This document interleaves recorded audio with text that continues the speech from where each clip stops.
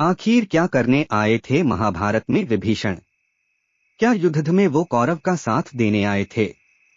विभीषण और श्री कृष्ण आमने सामने आए तो क्या हुआ?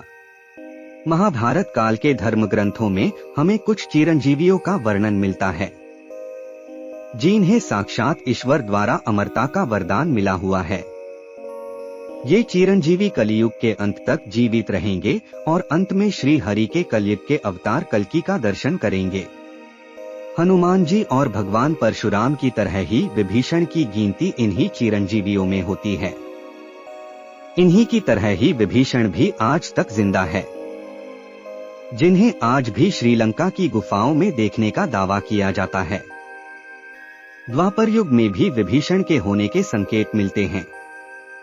तो फिर क्या थी विभीषण की महाभारत में भूमिका, और क्या हुआ तब जब श्री कृष्ण का हुआ विभीषण की सेना से सामना?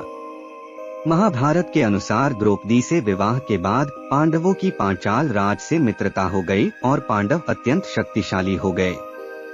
बाद में जब कौरवों को पता चला कि पांडव लाक्षागृह के लिए वन से निकले हैं और उन्होंने द्रौपदी से विवाह भी कर लिया है, तब हस्तिनापुर के महाराज धृतराष्ट्र ने उन्हें बुलावा भेजा। लेकिन पुत्र मोही धृतराष्ट्र एक नई उलझन में फंस गए।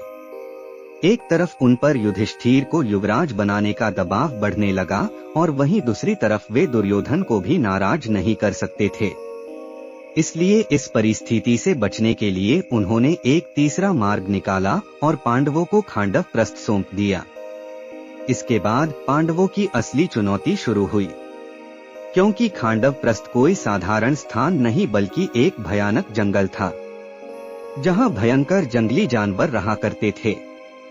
वहां किसी साधारण प्राणी का रहना लगभग असंभव था। ऐसी परिस्थिति ने पांडवों ने श्री कृष्ण को याद किया। पांडवों ने श्री कृष्ण के साथ मय दानव की सहायता से शहर का सौंदर्यीकरण किया, जिसके बाद वो शहर एक द्वितीय स्वर्ग के समान हो गया और उस स्थान का नाम इंद्रप्रस्थ रखा गया। बाद में सभी महारथियों व राज्यों के प्रतिनिधियों की उपस्थिति में वहां श्री कृष्ण ग्रपायन यानी वेदव्यास के सानिध्य में एक महान यज्ञ और गृह प्रवेश अनुष्ठान का आयोजन हुआ और इस प्रकार निर्माण हुआ एक अत्यंत भव्य नगर इंद्रप्रस्थ का। इंद्रप्रस्थ के निर्माण के बाद युधिष्ठिर ने राजसूर्य यज्ञ का आयोजन किया।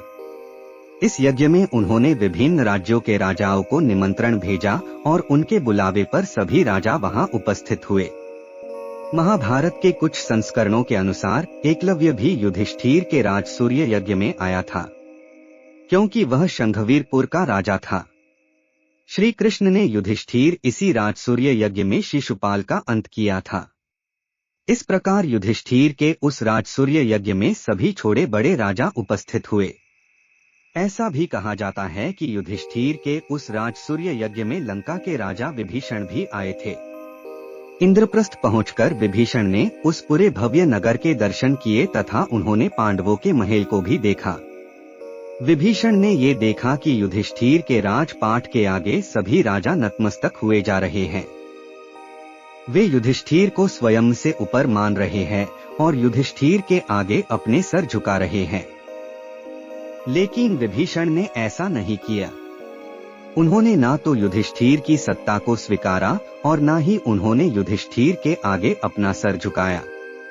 ये देख अन्य सभी राजाओं ने उनसे इसका कारण पूछा। तब विभीषण ने जो उत्तर दिया उसे सुन सभी राजा चौंक गए और इसके बाद वो हुआ जिसके बारे में कभी किसी ने कल्पना भी नहीं की होगी। पूछे जाने पर विभीषण ने बताया कि वे भगवान श्री राम को अपना आराध्य मानते हैं और उनके अलावा वे किसी के भी आगे अपना सर नहीं झुकाते, चाहे वो पूरी धरती का राजा हो या स्वर्ग का। विभीषण ने कहा कि यहाँ इसलिए आए हैं क्योंकि उन्हें युधिष्ठिर का निमंत्रण मिला था।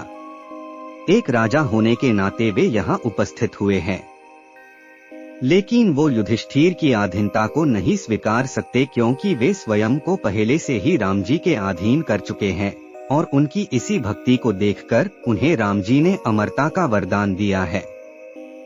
अतः वे श्री राम को छोड़कर किसी को भी अपना स्वामी नहीं मान सकते। तभी उस भरे दरबार में आगमन हुआ श्री कृष्ण का, जो अपने बड़े भाई बलराम और अन्य सभी यादवों के साथ युधिष्ठिर की ओर बढ़ रहे थे। उनको आता देख स्वयं युधिष्ठिर सिंहासन से खड़े हो गए और स्वयं अर्जुन उनका स्वागत करने के लिए आगे बढ़े।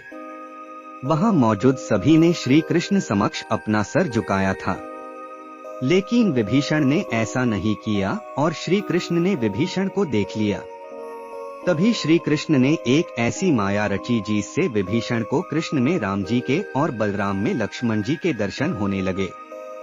ये देख विभीषण समझ गए कि ये दोनों उन्हीं के अवतार हैं।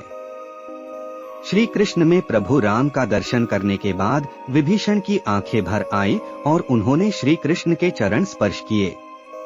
विभीषण समझ गए कि ये प्रभु की कोई दूसरी लीला है, इसलिए वो उनका आशीर्वाद लेकर वापस लंका लौट आए। विभीषण को रामायण के कुछ प्रमुख पात्रों में से एक माना जाता है।